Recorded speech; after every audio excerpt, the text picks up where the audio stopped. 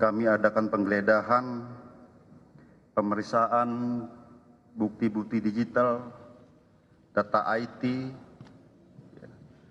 kemudian pemeriksaan terhadap 3 orang tersangka, sehingga apakah ada kemungkinan berkembang daripada konstruksi pasal yang ada. Apakah ada mens reanya, niat jahatnya untuk memiliki, menyimpan, menguasai, bahkan mengedarkan, artinya menawarkan pada orang lain. Nah, oleh karenanya selama 4 hari ini penyidikan ataupun penyelidikan sudah sementara sudah kami anggap cukup, di mana konstruksi pasalnya adalah pasal 127 Undang-Undang Nomor 35 Tahun 2009 tentang pengguna narkoba.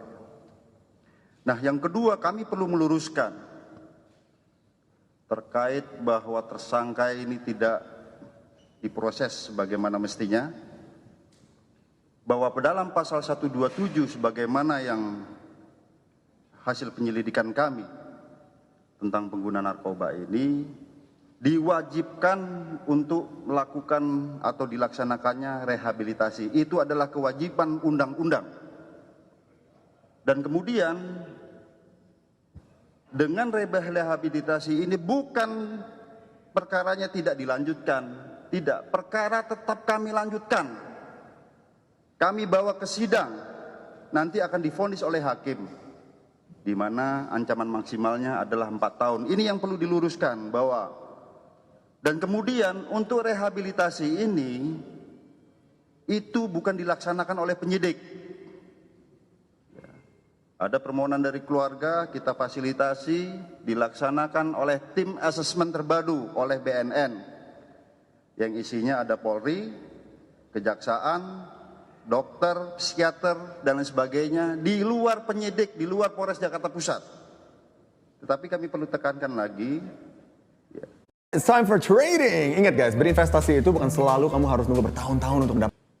seandainya ada keputusan rehabilitasi sebagaimana diwajibkan dalam undang-undang pasal 54 Undang-Undang Nomor 35 Tahun 2009, bukan berkas tidak dilanjutkan, tetap kami lanjutkan, bawa ke pengadilan, dan nanti akan divonis oleh hakim.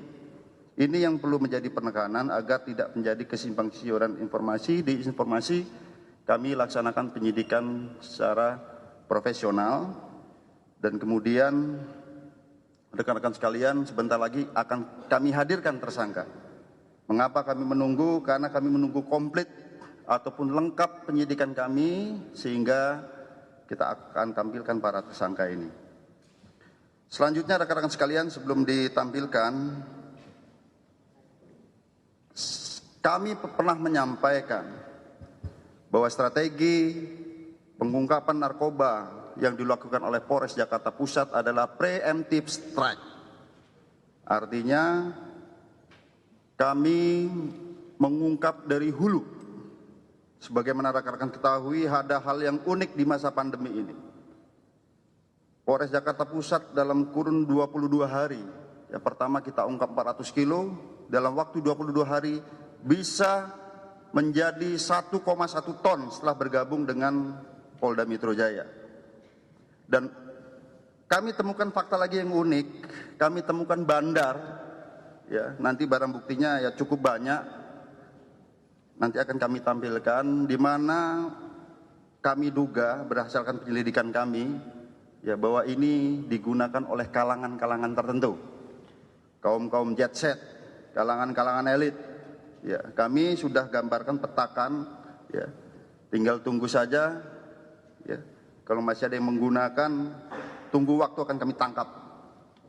Jadi bukan hanya tersangka 3 ini sebenarnya. Sebelumnya sesuai dengan strategi kami preemptive strike, kami sudah menangkap bandar yang khusus, dugaan kami khusus untuk kalangan-kalangan jet set ini. Ini yang perlu kami jelaskan pada rekan-rekan sekalian. Yang pertama, tidak ada diskriminasi. Kami akan tampilkan menunggu hasil penyelidikan kami komplit, yang sebentar lagi akan kami tampilkan.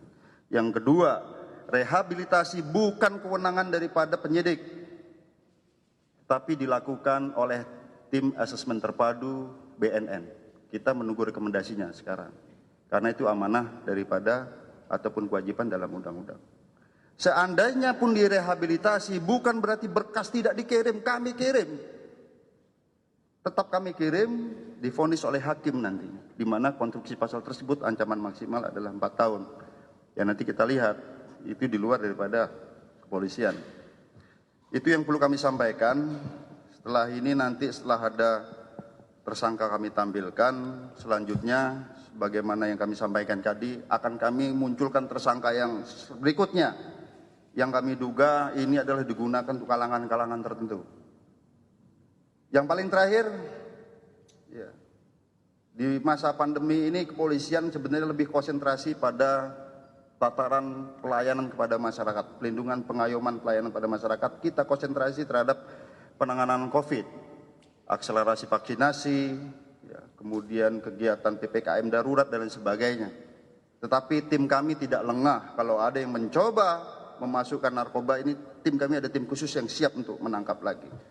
Karena apabila di masa pandemi ini kemudian distimulasi dengan narkoba, maka kejahatan fatalitasnya lebih tinggi. Kemarin bisa lihat tawuran, begal, korbannya banyak yang meninggal dan lain sebagainya. Setelah kita cek urin positif narkoba, ini stimulasi narkotika ini cukup memprihatinkan karena membuat fatalitas daripada korbannya itu luar biasa.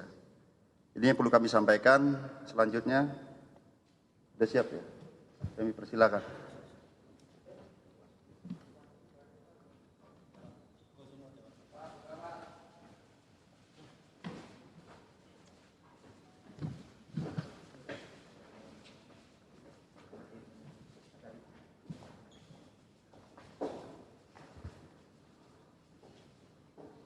Ada yang mau ngomong?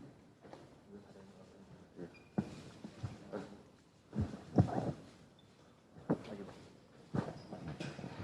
Assalamualaikum warahmatullahi wabarakatuh. Selamat sore kepada semua yang hadir di tempat ini. Saya mengucapkan terima kasih untuk waktu yang telah diberikan oleh rekan-rekan wartawan, rekan-rekan media, pihak kepolisian, tim pengacara, dan semua yang hadir di tempat ini, termasuk yang akan mendengarkan saya baik secara langsung maupun tidak. Sore hari ini mohon izinkan saya dengan segala kerendahan hati untuk mengucapkan permintaan maaf yang sebesar-besarnya kepada seluruh pihak yang terkait, khususnya kepada keluarga besar saya, sahabat, teman-teman, orang-orang yang mengasihi saya, rekan kerja, dan seluruh pihak yang sudah menaruh kepercayaannya kepada saya. Saya, Nia Ramadhani Bakri, mengakui bahwa yang saya lakukan tidak menjadi sebuah contoh yang terpuji. Sebagai manusia, saya sadar seharusnya saya memberikan contoh yang baik bagi anak-anak saya dan orang-orang di sekitar saya.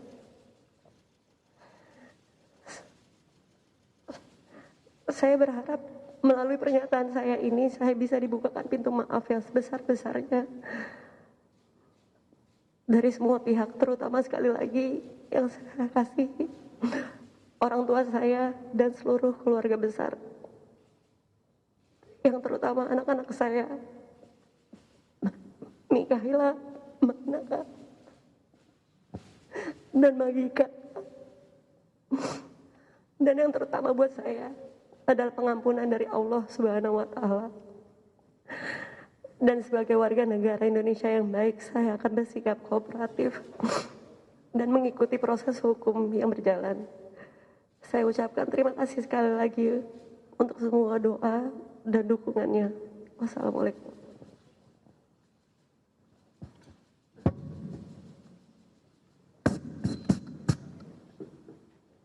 Ya, baik rekan-rekan, tadi sudah kita tampilkan. Dari lawyer ada yang boleh disampaikan? Tidak ada? Cukup? Sudah ya? Jadi tadi sudah kita tampilkan rekan-rekan sekalian ya. Kita menunggu penyelidikan komplit. Selanjutnya kita tampilkan tersangka berikut. Nah ini yang kita duga sebagai supplier, pengedar untuk kalangan-kalangan tertentu.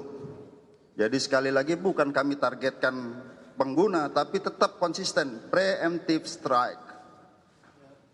dari hulu kita ungkap. Silakan.